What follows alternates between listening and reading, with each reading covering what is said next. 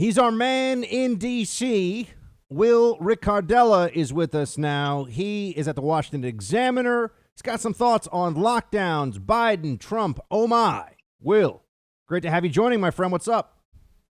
Not much. Good to be back. Thanks for having me on. Look, I wanted to talk about a little bit coronavirus here and all the intellectuals that ran this thing, from Dr. Fauci to Dr. Birx. In particular, that what they've been wrong about. I don't think they've been right about a single solitary thing, yet not one of them has paid the price for being wrong. They've been wrong twice on masks, lockdowns. Empirical evidence is coming out showing that they're not working. They've been wrong on the infection fatality rate. Testing, the tests have come out and shown that most of them haven't even been, 90% have been false. What do? They call for more tests. When are these people going to be fired? I mean, Americans have paid the ultimate price with their livelihoods, their multi-generational businesses, yet these people still have a job. What's going on? Well, I don't know what's going on because I'm here in New York, and we've now reached a point where people, like a bunch of bleeding sheep, will just applaud, it seems to me, at least in the media they will, when Governor Cuomo says that we're going to be the only major city in the world at this rate of infection, which is incredibly low, without restaurants opening. How is it in D.C.? We have restaurants open. We have, the 6 social distancing, so they're not open totally. A lot of the established restaurants are closed. A lot of other restaurants are closing. I'd say probably 40% of the restaurants are closed, probably aren't coming back. Have we ever needed to close the restaurants here? No. Was it a bad idea to begin with? Yes. But look, liberal states like New York and California love this stuff. They needed to co-opt the federal printing press. They want bailouts. They never had a balanced budget. And they see this as an opportunity to get paid. And other people do too. This is turning into a big business, especially for healthcare companies who pay out a lot less because people are afraid to go to the hospitals. Their profits have gone up.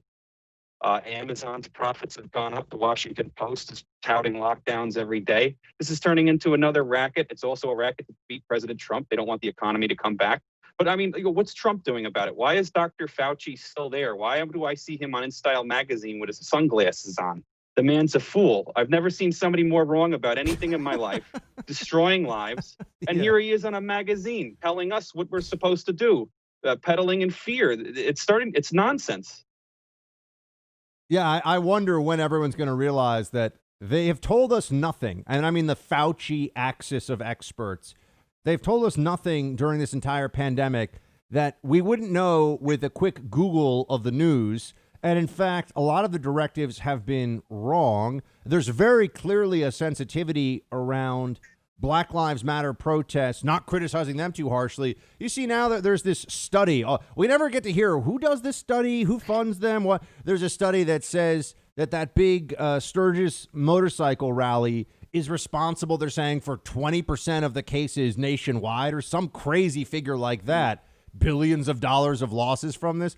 What about the hundreds of thousands of people not only running around many of them without masks on, certainly not social distancing, but also all the destruction of property? Oh, that's fine, though, Will. That was no problem.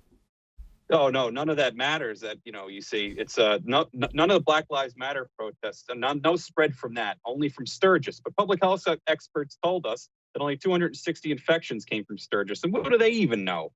And moreover, look, masks, the CDC acknowledges, long before masks came along, for this virus to spread, it took 15 to 30 minutes of close contact. The CDC acknowledges that masks do nothing to stop transmission within those conditions. They do nothing to stop it.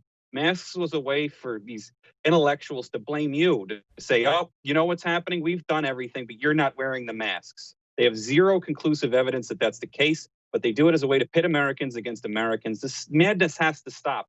I swear to God, if I see Dr. Fauci again come on TV with that raspy voice, talking, not knowing a thing that he's talking about, I'm going to lose my mind. I thought Donald Trump was there to drain the swamp. Fire this guy. Fire him pronto.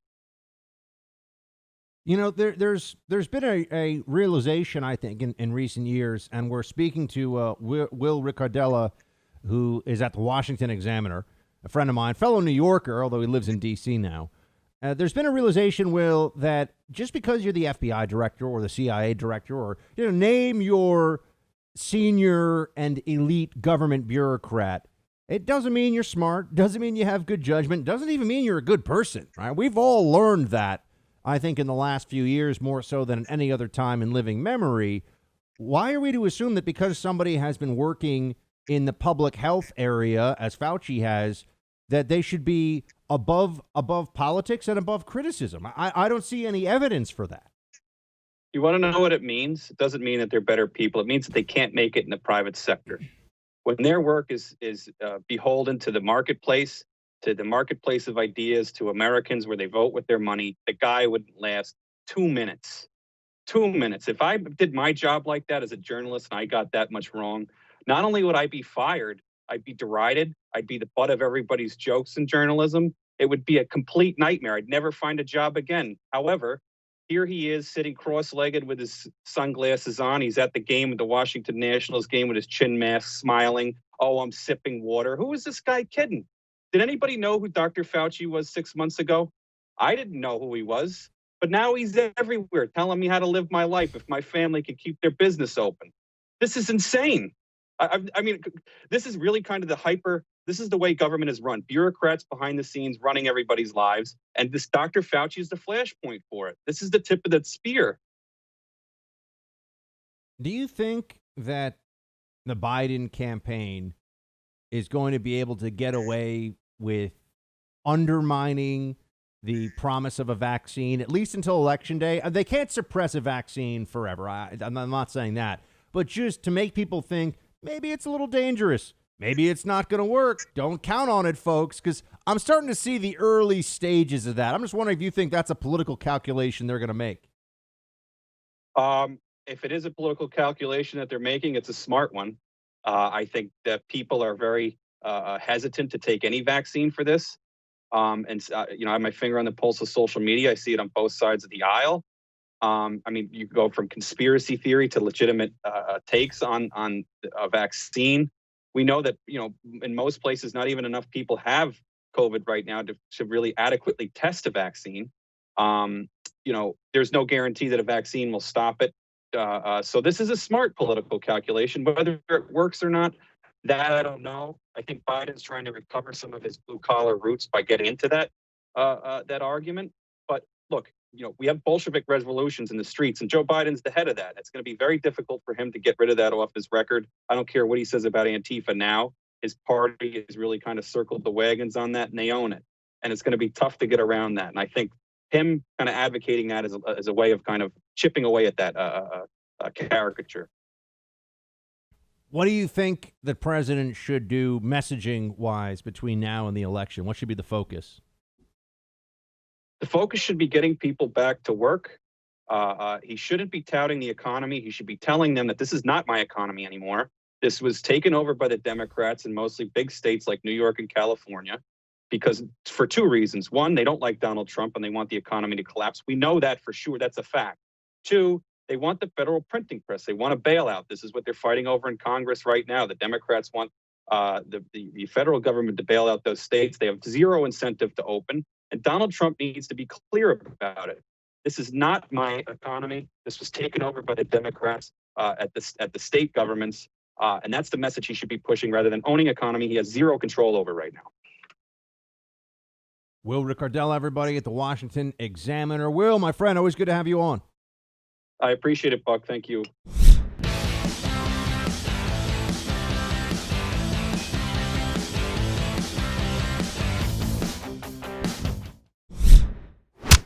Biden to me is like having a flashlight with a dying battery and going for a long hike in the woods. It is not going to work out. It's not going to make it. You have Joe Rogan here. That was an old clip that the president tweeted out, so it's getting a lot more attention. Joe Rogan, who's a Democrat, or I guess people would say he's an independent, but he liked Bernie Sanders, so he's clearly a man ideologically of the left. Who does do an entertaining show, and I think is respectful to conservatives on his show, and so I think Joe Rogan is often somebody who's worth listening to. But he saw exactly what we're dealing with Joe Biden early on. That was an older clip. Joe Biden's a flashlight you're taking into the woods that's running out of batteries. You never know when all of a sudden it's going to be done, and then where are you? But the Democrats don't care because what was the alternative? They didn't have a big enough name in the stable, so to speak. They didn't have a dynasty player to go up against Trump. So Biden was the closest thing they had, a two-time VP who served in the Obama administration, has very good numbers with black Democrat primary voters. So they figured, okay, I guess he's our guy, even though nobody thought he was our guy before. But many of us haven't forgotten that he was a deeply unimpressive option, who also, you must remember, has foreign policy as one of his calling cards, and he has been terrible on foreign policy issues, absolutely awful for a very long time. You know, Donald Trump got nominated for a Nobel Prize by some, Swedish member of parliament or something. I don't know. They're saying he's a guy on the far right. Norwegian, thank you. Swedish, Norwegian, whatever. Potato, Sweden, Norway. But Trump got nominated for a Nobel Prize, and of course the libs are all completely, incensed by this. He didn't get it. He got nominated. Obama got a Nobel Prize for doing nothing. Nothing. For showing up. It was embarrassing. Even for Obama, I think at some level it was embarrassing. Trump has actually presided over no escalations, major escalations of wars, no new wars started, relative peace and prosperity here in the homeland, put aside the COVID situation for this foreign policy discussion. And they hate him. Oh, and also the UAE-Israel peace agreement, which was some good diplomatic stuff. I mean, guys, the UAE is a small country. It's a step in the right direction. I know everyone's supposed to think that this is a huge deal. It's a good deal for Israel and the UAE. I don't know how much I'm generally more concerned with. America put this forward. Okay, fine. But Trump at least did something worthy of a Nobel Peace Prize, you could argue. And he's also now announcing that he's going to dramatically reduce troop levels in Iraq, which is something that I've been calling for a long time. Let's be very clear, though. Let me be clear, as Obama used to say. Let's be very clear. Trump is doing this in advance of the election to try to keep a promise. If he is successful in this, if he does, in fact, reduce troops in Iraq and in Iraq specifically, although he's trying for Afghanistan as well, there will probably be some increased instability. There will be violence. So we need to know this, because the second he does something and then anything goes wrong, the media is going to jump all over him, say he's reckless, say he doesn't understand foreign policy or whatever. No, we should make these decisions knowing that things aren't going to be perfect in Iraq and Afghanistan after we leave. They may get substantially worse, but it's not our problem. That's the shift. That's the change in thinking here that Trump is supposed to represent. That's the future, I would hope, of the Republican Party, too. We're not doing wars just to do wars. We're not fighting in foreign countries because a bunch of think tank academics have some theory about how it's going to spread and, to a flowering of democracy across the region and all this stuff. Nope. In fact, that ideology, that combined with the cyclical recession of 2008 put in place by a decades-long government intervention in the housing markets, but those two things together brought us the Obama administration for 8 years. Right. One of the big differentiators you will recall between Obama and Hillary was Hillary had voted for the Iraq War, and Obama wasn't in office then, so he got to say, "See, you voted for it, I didn't." But troop cuts in Iraq, I think, would be the right move for Trump. I think that's the right thing to do. And then you also, another thing I wanted to get to while we have time. The college quarantine situation. You have all these people who are, all these people in the media who are completely freaked out about how they're unable, these colleges are having all these positive COVID cases and they're unable to find ways to separate kids. They're putting kids in really bad situations because of this. They're doing real quarantines on campus where you have to stay in a certain place. You can't be in the normal dorm. They've learned nothing. Nothing from everything that we have seen during this pandemic, meaning the authorities, whoever they may be. that these schools somehow think that they're going to be able to separate people and not get COVID cases spreading across their campus is absurd. It's absurd. But New York Times here has a piece: college quarantine breakdowns leave some at risk. And we're all supposed to be so worried about this. We're supposed to be so concerned. College kids are at very little risk from this disease. Colleges are trying to isolate students who have the coronavirus or have been exposed to it, but they're running into a host of problems. Here's how the piece goes. Across the United States, colleges that have reopened for in-person instruction are struggling to contain the rapid-fire spread of coronavirus among tens of thousands of students by imposing tough social distancing rules and piloting an array of new technologies like virus tracking apps. But perhaps their most complex problem has been what to do with students who test positive for the virus or come into contact with someone who has. To this end, many campuses are subjecting students to one of the oldest infection control measures known to civilization, quarantine. You know, they've kicked kids out of school for inadequate social distancing. They have actually kicked kids out of school for that. This is so stupid. How many college students have you heard of since they've reopened now for weeks? How many college students have you heard of getting hospitalized or dying? I mean, there might be one or two. This is in the whole country. And yet they're talking about thousands and thousands of cases on campuses. Yeah, because young people can deal with this. Why do we have to all act like this is a great worry? We have learned this lesson, but they won't learn any lessons. We have seen how this plays out, but they don't care. Can you imagine this? I mean, my college dorm freshman year was like a penal colony. It was gross. I can't imagine what the special quarantine dormitory is going to be like. Quote, many public and private colleges have set aside special dormitories or are renting off-campus apartments or hotel rooms to provide isolation beds for infected students and separate quarantine units for the possibly sick. The general strategy has been supported by public health officials like Anthony Fauci, the nation. Oh, God, that guy is the worst. No good ideas. Never has good judgment. I mean, I wish Trump would fire him, but all the libs would completely lose their minds if he did that. At the University of North Carolina at Chapel Hill, Brianna Hayes developed a fever after a week at school, went to campus health services, was immediately assigned to a quarantine dorm with students with virus risks. 2 days later, they informed her that she had tested positive, would need to move again to a COVID-19 isolation dorm, but there was no university staff in the dorm to help sick students and no elevator. Feverish and exhausted from the virus, she made 4 trips up and down the stairs to move her bedding and other belongings. During her week in isolation, no one from the university came to check in on her. End quote. Does that sound like that's a good policy? It does if you're a moron. If you're a total moron, this makes sense. Like Fauci.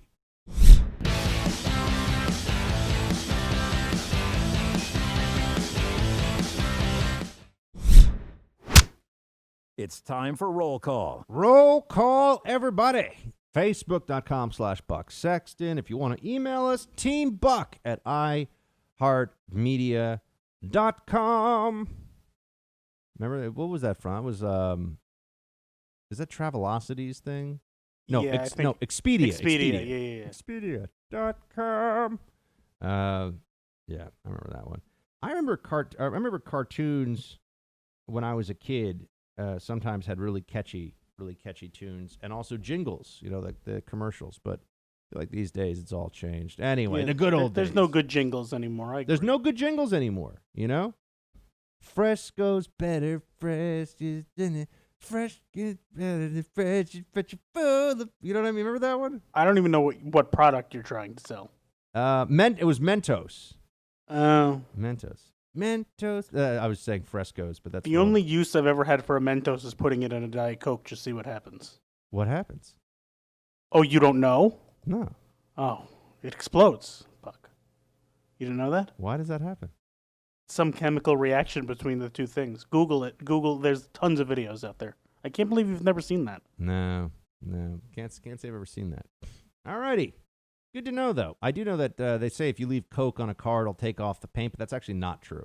So I know that's an urban legend. Turns out that's actually not accurate. Or that if you leave a rusty nail in a can of Coke or in a Coke glass, it'll disappear. That's also not true. But people believe this stuff, so. Yeah, that doesn't sound plausible. Yeah. At least mine does sound plausible. That's true. Yours does sound plausible. Well, I know people have also said if you feed Alka-Seltzer to birds because they can't burp, but I'm like, that's horrible. They're animals. But, that's a thing that people have done, which is bad. Yeah. All right, let's get to this.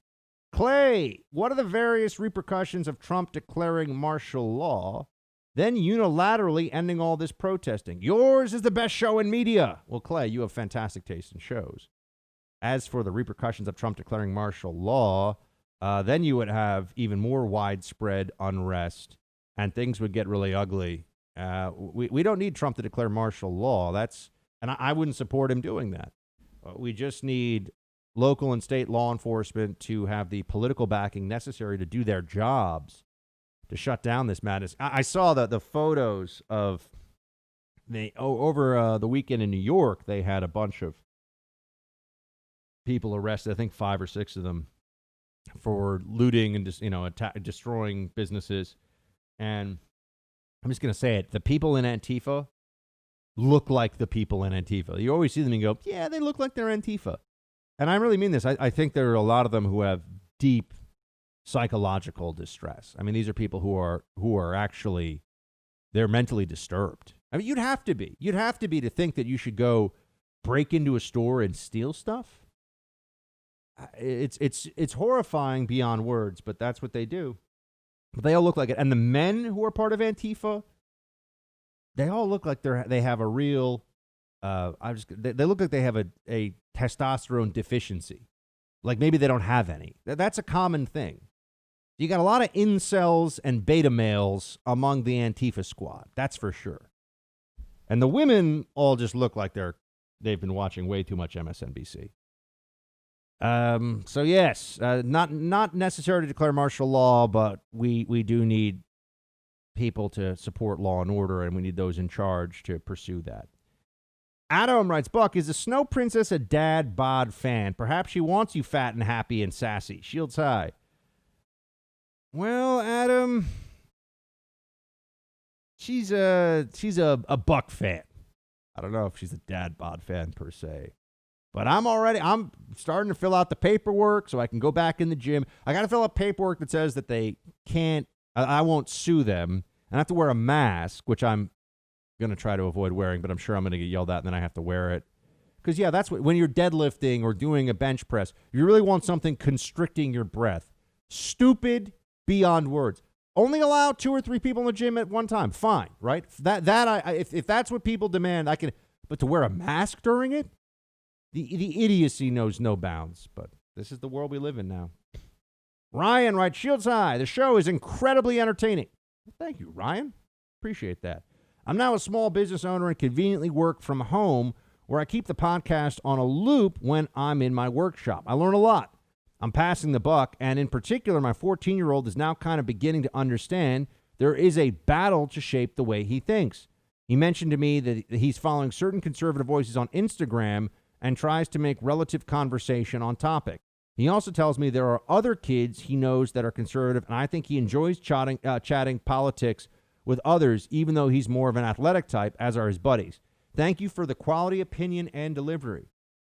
Ryan, thank you so much for your support, and it's great to hear your 14-year-old is already being exposed to Team Buck, and we'd love for him and all of his friends to listen. I think this is the best place they can go. I think that's certainly, I'm very confident in that belief. And I also think that we have a battle underway for the youth, but the good news is at least we know now. Whereas before, I think a lot of Americans for decades really were sending their kids to public school, and it was harder to know what they were being taught. We didn't have the internet, so stories, now if somebody's teaching Common Core lunacy in Detroit, you live in Denver or San Diego or Baltimore, you can see it. If you're in Austin, you can see it. So that makes a big difference. Now there's much more there are so many more ways to figure out what's really going on and what our kids, well, I don't have any kids yet, but what your kids are learning. So Ryan Shields High, I thank you very much for tuning in. Jay, I think the left are bringing Biden out of the basement hoping to garner a sympathy vote. They are hoping that Trump beats on him and bullies him so they can say, look, Trump is mean to this nice old guy. Well, Jay, that may be the case as the flashlight flickers, so to speak, up top in Biden's brain. I think that there's a sympathy vote that they might be going for a little bit, but I've seen Biden. I remember when he debated Paul Ryan, when he still had certainly a lot more pep in his step. But when he debated Paul Ryan, he just, I'm Joe Biden. I just kind of talk loud, and I'm going to talk over you, and I'm just going to stick to the talking points, and I'm just... So I think he'll be able to put forward some kind of debate performance. I don't think he's going to fall asleep on stage in his Cheerios face first. I don't think that's going to happen. So we shouldn't expect that to happen. In fact, the media, I think, wants conservatives to say that so that then no matter what the actual debate performance is from Joe Biden, they can take the perspective of, oh, he was great. Oh, he was, which you really saw in the DNC. The guy read a prepared speech off a prompter. Ooh, okay. I don't even remember anything he said, and I watched the speech. It was all the usual Democrat nonsense. So, yeah, there may be a sympathy vote, but I wouldn't expect that to be the real play. I think the real play for them is just to have Biden stick to the talking points and shout and browbeat and do the usual nonsense that Biden's been doing for... Remember, the guy's been in the game a long time, and he's not new to this. And if he does have a flub, if he does have a verbal belly flop in the shallow end of the pool, they'll just say that, oh, it happens, and they'll skip past it. They'll pretend like it's no big deal. Joel writes, hey there, producer Mark and Buck, quick question. If Trump is able to pull this economy back to where it was pre-COVID, could that be taken as indisputable proof that it was, in fact, Trump's policies that caused the boom and not just after effects of Obama? You hear a lot of these lefties claim Trump hasn't done anything and it was all Obama, which I don't buy for a second. Anyway, keep up the good work, especially you, producer Mark. It's got to be an exhausting job putting out such great shows. As always, Shields High, and it's sauce, not gravy. I think he's right on that last point. It is sauce, not gravy. Well, he's right on that middle point, too, about how great I am. Yeah. He's apparently a producer Mark fan. But you got to remember that if you're going to call it gravy, then you've also got to call it gabagool, right? And I don't think you have to do that. And mortadelle. And you got to refer to a gourmand, right? No, I'm not taking your side on this one. Let you fly out alone there. Hey, it's not an Italian thing. It's an Italian-American Northeastern thing. So, if you're a guy who watches The Sopranos, you're like, hey, I know that guy. He's a buddy of mine. Then maybe you got and you like your mortadella, the gabagool, and the gourmand, and I'm trying to think of other. You literally just sound like Michael Scott right now. Well, he's a very smart fellow. I did watch a little bit on the plane just because I think that movie. Crazy Stupid Love. It's not a very good movie, but it's watchable. It's watchable. But there's the only good scenes are the scenes with what's his real name? Not Michael Scott, but Steve Carell. Steve Carell and Ryan Gosling, where they're talking about being a guy picking up chicks in a bar.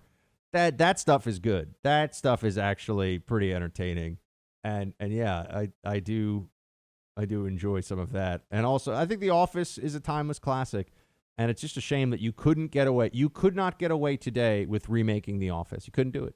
Oh, producer Mark, I mentioned completely randomly the Golden Girls came up yesterday, and I hadn't actually seen this. They are remaking the Golden Girls with an all black cast. That doesn't surprise me. We've run out of ideas. It might be good, but I think that show, for whatever it's worth, I think that show worked because of the specific chemistry between the actors. So you never know. Maybe they'll find new actors that have good chemistry. Exactly. So it's all in the execution. I think the concept could work out pretty well. But yeah, I watched a lot of sitcoms growing up, man. I watched Was come and knock on my door. I'll be waiting for you. What's that? Three's Company. Three's Company, yeah. Yeah,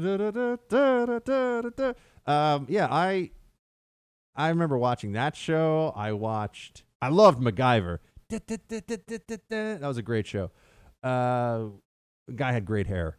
And although he'd never used guns, which was a little annoying, because he would like disarm the guy and he wouldn't use the gun even after the guy tried to shoot him with it, you know. I'm always like, come on. He's like, no, I can't use the gun. I need to take this Coke bottle, piece of gum, and crusty Band-Aid and make a special restraining device bomb out of it or something, you know? That's what he Sounds like less high-tech Batman. A little bit. Yeah. I think that's fair. Oh man, yeah, I watched a lot of sitcoms when I was a kid. I was all about it. I also watched what was it? There was Three's Company. Not Three's Company, Different Strokes. Takes different strokes to rule. These were all before my time. I was this is Full House, Family Matters type of guy. Full House was great. I'm so sad about Aunt Becky. So sad. Yeah. Prison, dude. Producer Mark, they sent her to prison. Should we break her out? I don't think so. You think she'll just serve her I don't time? love her that much that I'm going to go break her out of prison, Buck. Makes me sad.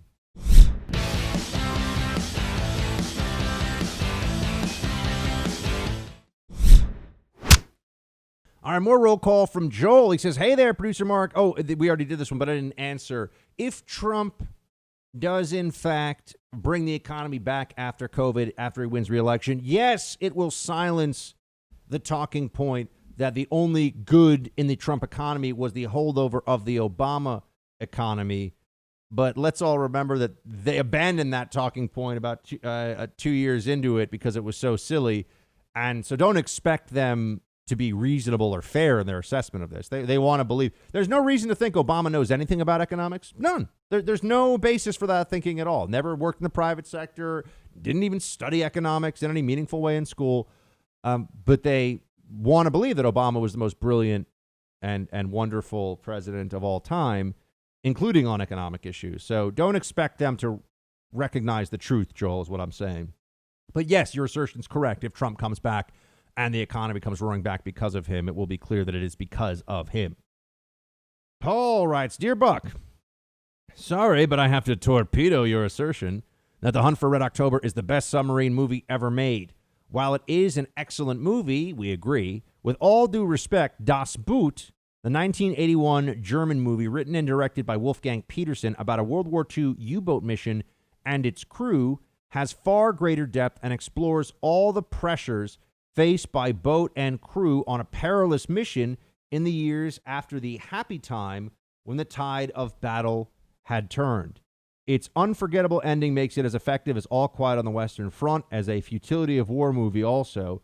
It's best watched in the original German with English subtitles. Producer Mark, you are so right. The Stanley Cup playoffs rule. And Producer Mark, how's the Stanley Cup playoffs thing going? Oh, they're going well. They're in the conference finals right now. Who's they? The Rangers? No, the Rangers have been out since the first round. So who's? Oh, so you mean in general they're in the The NHL is in the conference finals. Yes. Yeah. Anything? Who are you rooting for now? I guess Tampa Bay. They're playing my least favorite team, the New York Islanders. Okay. Fair enough. The Islanders, as I like to call them. I respect the organization, but their fans, not my favorite people. But you're like from Long Island. I'm from Queens. I'm from New York City. Yeah, Let's but Queens is like a part. It's the geography of Long Island. Geographically, yes, but who's the mayor of Queens? Unfortunately, Bill de Blasio. That's so true. therefore, I'm a resident, or was a resident of New York City. Fair point. All right. And as for the Das Boot recommendation, Paul, you're the second Team Buck listener to say this. So I'm going to have to watch this one. I will check it out. It sounds like a good film. I wonder if anyone saw it. Tell me if you guys saw the Tom Cruise Apple submarine movie that came out recently. It was released on Apple TV. Tom Cruise submarine movie. I wonder if it was any good. Marina, I trust you two had a great long weekend. You were missed. Thank you, Marina. We missed you. It occurred to me a reason blue areas are still shut down is because the leaders want the people to move out. They want them to move away from high concentrations of Democratic voters to places of lower concentrations, in effect turning the whole country blue, or at the very least purple. Glad you guys are back. Yeah, Marina, who knows what the demographic shift from this whole COVID thing is going to be. Blue states going red states going blue, but a lot of stuff happening. That much is for sure. Everybody, please pass the buck. Listen to the Buck Sexton Show on Spotify, Apple Podcasts, or the iHeartRadio app. Tell somebody new about it this week. Do me that solid. Until tomorrow, Shields hot.